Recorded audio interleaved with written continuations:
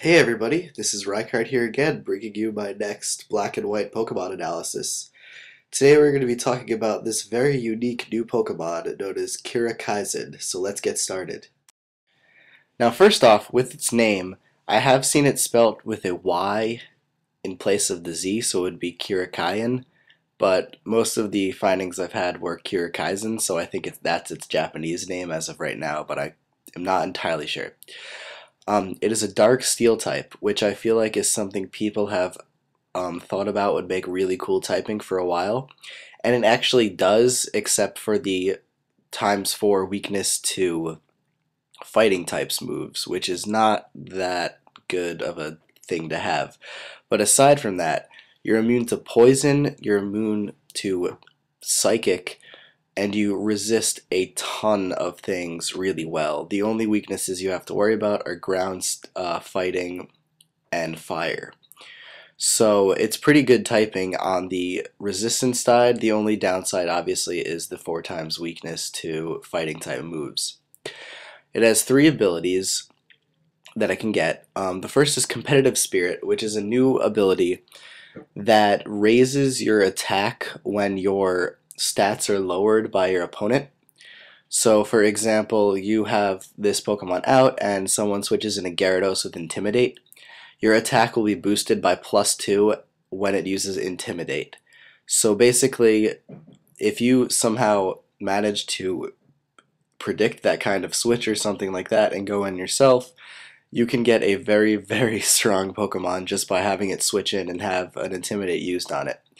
I'm not entirely sure if the Intimidate is put into effect and then the +2, but the same kind of thing works for other stat drops, like if someone uses Metal Sound or Screech, those do sharply lower your defense or special defense, and that means you'll actually get +4 from this. So it's pretty nice to have as a move, or ability, sorry.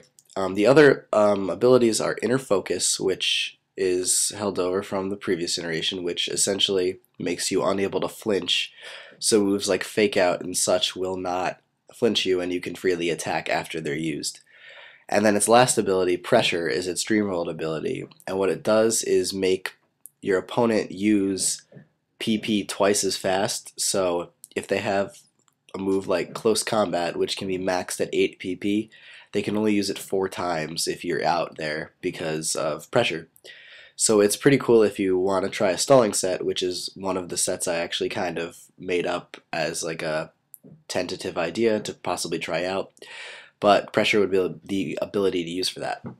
As for its stats, 65 HP is alright, but it could be better. I mean, it makes it seem kind of like a frail Pokemon, especially since the double fighting weakness. You kind of want to hopefully be able to survive a Mach Punch, but I'll get more into that later. You get 125 attack, which is a lot, and that plus the competitive spirit boost, if you can somehow manage that, is an excellent ability or trait to have. You also learn Swords Dance and Claw Sharpen, I believe, which can also help to boost your attack. 100 defense, which is great because of your lots of resistances and your steel, yeah, because of the steel type and dark type combined. So you'll be able to take plenty of physical hits for the most part if you put a good investment into HP as well. Its special attack is only 60, but since this Pokemon is meant to be a physical attacker, you don't have to worry about that. 70 special defense, which is pretty good too, and 70 speed, which is also actually really good compared or with the rest of the base stats that it has, because a lot of Pokemon like Rhyperior or Aggron tend to have similar stats, like with the attack and the defense, but have incredibly low base speed, but still somehow manage to use a Rock Polish set. But this guy actually gets Rock Polish and has really good speed to use with it, so it makes him a very effective attacker if you can get one up. But those are pretty much his main, or those are pretty much his base stats, so let's take a look at some movesets that I came up with to possibly be used for this dude. This first one is an Adamant Nature, meaning it has increased attack and decreased special attack. Its abilities can either be Competitive Spirit or Inner Focus. The reason for that is if you possibly are worried about flinching or something to that effect, you could use Inner Focus, but I would preferably run Competitive Spirit just because the chance for an attack boost. Its EVs are 4 HP for the hell of it, 252 attack, and 252 speed.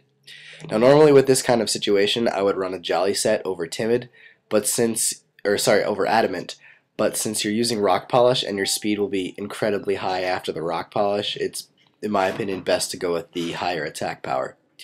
So, as I said, Rock Polish's main move, Night Slash, and Iron Head are its two main stab moves. They're both really good. Iron Head also has a chance to flinch, which is excellent because you'll be outspeeding a lot of things after Rock Polish. And then for its third move, you can either utilize Brick Break or Stone Edge, whichever one you prefer. As for its item, it's a Choppleberry, or Chopelberry, however you pronounce it, and that basically reduces the damage of super effective fighting moves by 50%. So that works the same as like a Shuckaberry would work on Heatran. And this allows this dude to survive Mach Punches from essentially anyone.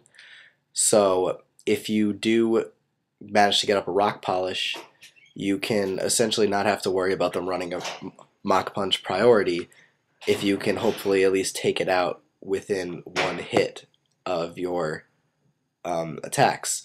So it's something to not fear essentially, but you should still be cautious of Mach Punches on powerful Pokemon like Infernape or something like that. So yeah, that's pretty much this main attacking set. I think this will be fairly utilized, at least I know I'll probably use it if I can, and it makes him a very effective attacker on the physical side. This next set is actually really similar to the first one, but instead of using Rock Polish to boost your speed, you're going to be using Thunder Wave to lower your opponent's speed. Same nature, same ability, Competitive Spirit, that's what CS means. And now instead of 252 EVs for speed, they'll be put into HP to make you more bulky since you will be slower, so you won't need the speed, so you might as well put the EVs into something that'll help you live longer. The item's the same, Choppleberry, just to be cautious of super effective fighting moves. Now for the moveset, obviously Thunder Wave is there instead of Rock Polish, and then Iron Head and Headbutt are used to create some sort of para-flinching because they both have a 30% chance to flinch.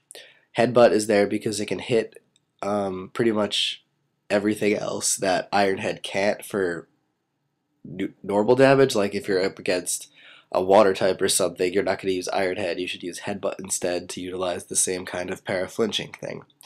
And then for the last move is Pursuit because it's a stab dark move and it can hurt potential Pokemon that want to switch out against you, fearing something that you could do to them.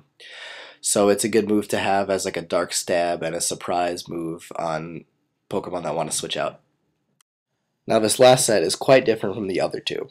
Basically you have a Sassy Nature which increases your special defense but decreases your speed. And there's a reason for that which I'll get to later. The ability is used for this one is Pressure, which is its Dream World ability, and that helps you to PP stall your opponent out if they have moves with low PP or moves that you can exploit because they're going to be resisted by your typing and such. The EV spread is 252 EVs for HP, 128 defense, and 128 special defense to give you some nice bulk, and along with the Sassy Nature, you'll be able to take hits from either the physical or the special side pretty well. As for the item, you have leftovers because you need to be recovering some kind of HP if you're going to be bulky every turn. Or you can use a Choppleberry if you are worried about fighting moves still. As for the moves you'll be using, Sucker Punch is there because it's a good stab priority move that he can utilize even with his low speed, and it will still be doing a lot of damage even though you don't have an attack investment on this guy. Metal Burst is another move that this Pokemon learns, and it's an awesome move that is essentially Counter and Mirror Coat combined, and it isn't resisted by anything, meaning that Ghost types can resist Counter or something like that, and Dark types also resist Mirror Coat. So this Metal or Steel move is not resisted by anything and essentially deals back 1.5 the damage they've done to you, which is excellent. So with the bulk, you'll be able to survive a bunch of hits, and then you'll also be able to do a lot of damage back to them if you Metal Burst after it. As for Protect and Torment, you can use those effectively together because Torment makes it so that your opponent can't use the same move twice in a row, and then you can Protect when they try to use that move again. This also works well with Metal Burst because you can use that on the turn they're going to attack and surprise them and hopefully take them out. And if it doesn't take them out, you can use Sucker Punch on the next turn if they're going to attack again and finish the job. So this is a pretty cool defensive set to utilize with him, and I like it a lot.